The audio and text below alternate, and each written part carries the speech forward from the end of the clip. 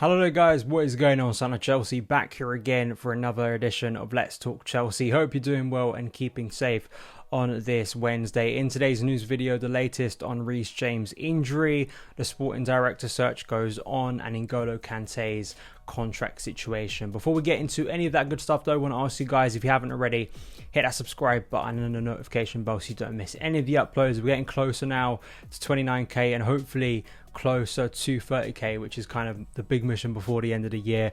Also guys, if you are enjoying the content, it does me a massive favor if you do hit that like button, because it helps new people find the channel as well. But let's start off with, I think, the biggest news: Reece James. I think everyone was having cold sweats probably during the night regarding his fitness, how bad that injury was. He didn't really limp off, he walked off, but you know, whenever you see a player go down like that, especially, it wasn't exactly off the ball, but you know, by himself, and the fears of Wesley Fofana last week, Ben Chilwell a year ago, and particularly this kind of trend that's going on where we're beating Italian sides quite well, but we're losing a player to injury. But luckily, two tweets from two Chelsea reporters hopefully ease some fears. We're waiting for sort of more confirmation from Chelsea, which I'm sure we'll get in Graham Potter's press conference on Friday before the Villa game. But Jacob Steinberg here tweeting that the good news for Chelsea and England is the early signs are that Reece James' knee injury isn't that serious. And as well, Matt Law, obviously from the Telegraph, tweeting earlier that after landing in the UK, encouraging message is that Chelsea are hopeful that Reece James' jarred knee is not serious. However, Chelsea are yet to confirm the extent to that injury. Obviously massive in terms of this news, and hopefully it is limited in the sense that maybe we're losing for 1 to 2 games. We've got Villa on Sunday, and then we have Brentford in midweek before the game against Man United on the 22nd at Stamford Bridge. So some big games coming up for Chelsea. There isn't any, I think, free midweeks now until the break for the World Cup. And as well for Rhys, just the importance to Chelsea, the importance to England as well. Fingers crossed, because we know what happened last year when Ben Chilwell was out for so long, and considering how brilliant Rhys has been so far this season, I've consistently said this, I think if he stays fit, he's going to be one of the players of Chelsea's season. He really is. So we'll wait to see, but it seems positive, and it seems like it isn't the end of the world, which I'm sure some people were kind of fearful of once he went off the pitch. But he was laughing and joking at full time. He was walking off by himself, so I did say that in the review last night. So it seems that things are a little bit better than expected. But let's move on to the sporting director search regarding Stuart Webber. This was reported by Michael Bailey in The Athletic today. He's the latest name to be thrown in. He does reference that Todd Boehly has previously looked at Christopher Weibel. Webber has been a sporting director at Norwich since 2017. He began his career as head of youth at Wrexham in 2002 before joining Liverpool in 2009. After 3 years there, he moved to QPR and then to Wolves in 2013. In both of those positions, he worked as head of scouting. The 38-year-old then joined Huddersfield in 2015 as the director of football and played a key role in them reaching the Premier League. Webber certainly is an interesting name to be linked to this job. Funny enough, on this channel, and I'll link it below, I did a preview for Chelsea, I think away at Norwich in the 1920 season, because I have quite a good relationship with the guys at Talk Norwich City. Please go and follow their work, because they've obviously done a lot of content around Stuart Webber if you want to find out more about him and what he's done, how Norwich fans feel about the legacy he may leave behind if he does take this job at Chelsea and he does arrive, and sort of speaking about his work. And that time I think it was really positive, because Daniel Farke was there. They'd brought in a load of good players. I mean, Mb Buendia had been signed, I think, the season before. Timu Puki. Some really good scouting, some really good recruitment. But it's obviously that big question. It's kind of similar to what we were saying about Graham Potter. Is like how you deal in a different environment with more pressure and scrutiny.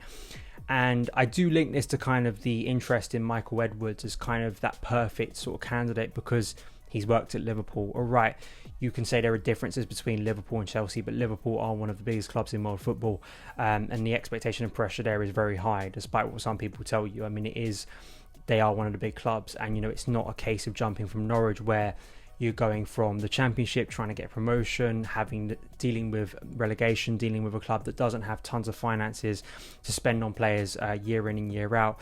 But he quite clearly has been someone who's impressed in that role. I like it. We're not just sort of limiting our sort of talent pool down to big clubs, which I think is quite interesting. I do also want to link this. Fabrizio Romano tweeted this before I started recording this video around recruitment, around sort of Chelsea looking into this area and improving their transfer side under the new ownership. An exclusive from him, Chelsea are closing in on an agreement with Southampton to appoint Joe Shields as a new director of recruitment. Huge statement by club owners as Shields is highly rated after his top work with Southampton and also Manchester City, discovering many talents. He mentions Romelu Lavia, who we signed over the summer. Looks like a really good player that Chelsea had a 50 million bid rejected for him late in the window. We'll see if that thing develops, and it would be interesting to see Stuart Webber if he was to get this job and to see how he would do in an environment like Chelsea in such a key position. Finally though, I do want to speak about N'Golo Kante. Graham Potter did speak about sort of a setback for Kante in his recovery from that hamstring injury he picked up in August, so obviously no closer to playing. We've still got no return date regarding his fitness, and I think he's missed 10 out of the 12 games so far this season, which is quite ridiculous. But obviously the conversations and reports around his contract situation have continued throughout that time on the sideline so far, because his contract does run out at the end of this season. And whether Chelsea are going to give him a new contract, will he leave the club for a free at the end of the year? And of course, people have differing opinions on this regarding Kante. Rob Pratley, who has a lot of good information regarding Chelsea, did a lot of great reporting over the summer, so please go and follow him. This is what he had to say today regarding a Kante update. The main issue is the duration of the contract. Chelsea are reluctant to offer longer than 1 year and an option for a second due to his injury record. N'Golo Kante would like 3 or 4 years guaranteed. He is aware this may be his last big contract.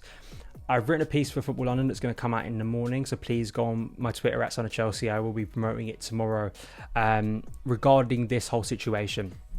I think you guys know where I lean in this sort of situation with Kante, despite his amazing legacy with the club. And I do lean in a direction that, listen, it's not like we don't give him a contract in any circumstance. If he was happy to take 1 year, which doesn't look likely at the moment, and I can understand for a player of his stature, his age, he wants that big contract. It's a little bit similar to what Rudiger was in last year, always wanting that big contract at the end of their career. A lot of players want it, and it's a short career, so I understand it and respect that situation. And I think Kante, his legacy, what he's done in the game, I think a lot of Chelsea fans will respect that decision if he does move on at the end of the year. But it's more just in the case of his injury problems and how we can't reference him as a key player anymore, in my opinion. Relying on his fitness to kind of be the saviour of our season is such a fragile strategy. It's proved that consistently. And, you know, if he's not going to play, I mean, how many games do we think he's going to play? It's quite unpredictable at the moment, until the World Cup even. And if he goes to the World Cup, which of course France would want him to be there, does that impact his fitness when he arrives back at Chelsea after the World Cup, if he does play any of that competition? And how many of the games when he is fit, quite rare at the moment, is he going to be at the top level? And I just don't think you can refer to a player as key as I think Tuchel did, as I think other people still are, despite his incredible talent. That's undeniable. His transformative talent is so unique. Replacing Kante is impossible. It really is. He's one of these players that you put in a bracket that you have to accept that replacing them is going to be a very, very difficult challenge. But that doesn't mean that we just accept that we're in a difficult position to replace him. You have to try and invest in the midfield, and it's why it's such a key area for so many of us, and a frustrating thing for several years that Chelsea have not invested in this area and let it go to the situation now where not only Kante but Jorginho are out of contract at the end of this year. It's not like we don't have options. I mean, I think Kovacic looks like he's starting to get back into some form. Ruben Loftus-Cheek, I think, has had a really good start to the season. We've obviously got younger names in there like Carney Chukwuemeka. We don't know what type of midfielder he's going to develop into. And there are obviously names out there that we have been linked to over the years. Recently, Edson Alvarez from Ajax, and most obviously Declan Rice from West Ham. So, listen, we'll see how this develops. But one of the interesting things, I sort of tallied up all the games Kante has missed since the start of the 2019-20 season, because that was the season after that sort of infamous injury problem he had going into that Europa League final in Baku, where he played that game, but it's kind of been linked back to that, the trend of these injuries. He's missed 73 games for club and country since then. And despite having some good runs since then, where he has remained fit, we know how fragile it is, particularly with hamstring injuries. And I just don't think Chelsea, I think the max 1 to 2 years, I think makes sense from Chelsea's position. I don't think they should be offering any more. And whatever happens with Kante, I just think it's obvious we need to put our faith in other midfielders to kind of be key players now, because it's just so fragile. And it's sad, right? Kante's an astonishing midfielder. You know, he is so defining in Chelsea's success over the last half a decade, basically. And the Champions League, when I think is the most obvious part of that. Without Kante, we do not win the Champions League. So I always say this, I'm not disrespecting Kante's talent. We know if he is fit, what he can produce, but how fit is he going to be this season? And that's a massive concern for Chelsea. But that is it for today's news video. Let me know your thoughts on everything I discussed in the comments below. Hit that subscribe button and the notification bell if you did enjoy the content. Hit that like button too. Follow me on Twitter at SonOfChelsea, and I'll see you again very soon. All the best.